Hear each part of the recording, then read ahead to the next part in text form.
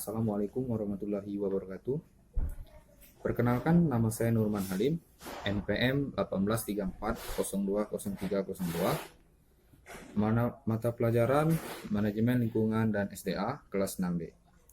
Oke, baik semuanya. Di sini saya akan menjelaskan materi tentang pembinaan sumber daya manusia, hubungannya dengan pelestarian sumber daya alam. Manusia merupakan makhluk Tuhan tersempurna karena pada manusia, selain kehidupan, ia dianugerahi cipta, rasa, dan karsa, maka lahirlah manusia budaya atau berbudaya. Manusia berbudaya, ia memanfaatkan sumber daya alam dalam usaha mempertahankan eksistensi dan kelangsungan hidupnya. Sumber daya manusia dan sumber daya alam merupakan unsur lingkungan hidup.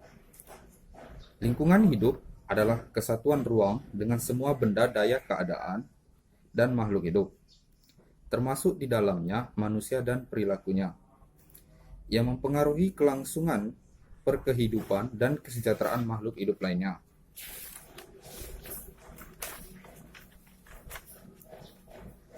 Dalam rangka mempertahankan eksistensi dan memenuhi kebutuhan manusia, maka dari pihak manusianya sendiri harus selalu berusaha menjaga agar tidak habis.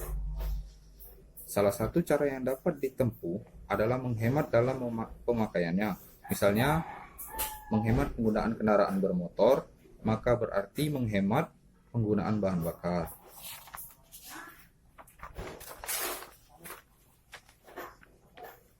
Meningkatkan gaya hidup sebagai akibat meningkatnya pendapatan juga dapat mengancam lingkungannya. Misalnya, banyaknya transportasi semakin menambah adanya polusi udara. Faktor perubahan teknologi juga bisa mengubah lingkungan. Penggunaan nuklir bisa mempengaruhi manusia secara langsung maupun tidak langsung, yaitu meningkatnya panas bumi. Selain itu, tindakan dalam mencari ikan di sungai yang menggunakan bahan beracun dapat mengakibatkan matinya semua organisme, yang sehingga keseimbangan ekosistem sungai tersebut menjadi rusak.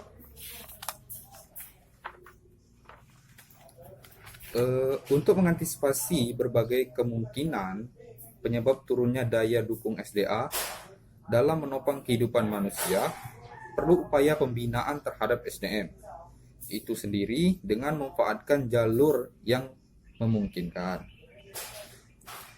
Hubungan pembinaan sumber daya manusia dengan pelestarian sumber daya alam. Hakikat kehidupan manusia adalah untuk mempertahankan hidupnya dan kelangsungan spesies manusia. Untuk melaksanakan tugas kehidupan tersebut, manusia membutuhkan energi SDA. Agar pemanfaatan SDA tersebut dapat dilaksanakan secara efektif, efisien, dan lestari, maka pelaksanaan pembinaan SDM diarahkan pada pengembangan pikiran, perasaan, moral, dan lain-lain. Pembinaan SDM seperti itu diharapkan dapat menjamin pemanfaatan dan pelestarian alam, baik dalam arti konsumtif atau memenuhi manusia untuk mempertahankan hidupnya, maupun dalam arti investasi atau memenuhi kelangsungan spesies manusia.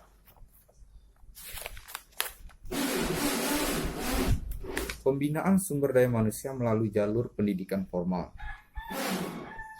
Pembinaan SDM dalam hubungannya dengan pelestarian SDA melalui jalur pendidikan formal disampaikan bersama-sama dengan pendidikan kependudukan yang sering disebut dengan pendidikan kependudukan dan lingkungan hidup. Pendidikan, kependudukan, dan lingkungan hidup diberikan tingkat sekolah dasar sampai dengan perguruan tinggi.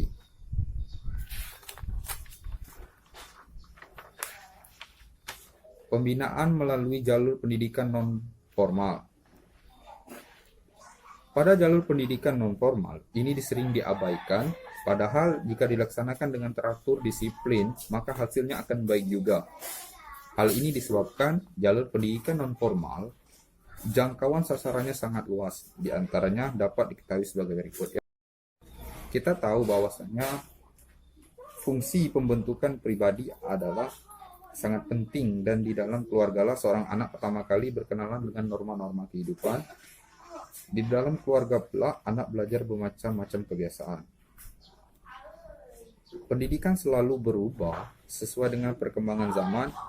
Meskipun demikian, tujuannya sama, yaitu membawa anak ke arah kedewasaan dan bertanggung jawab. Yang kedua adalah melalui kegiatan-kegiatan yang ada di dalam masyarakat. Banyak kegiatan yang ada di dalam masyarakat yang semuanya itu dijalankan mewujudkan masyarakat yang sejahtera.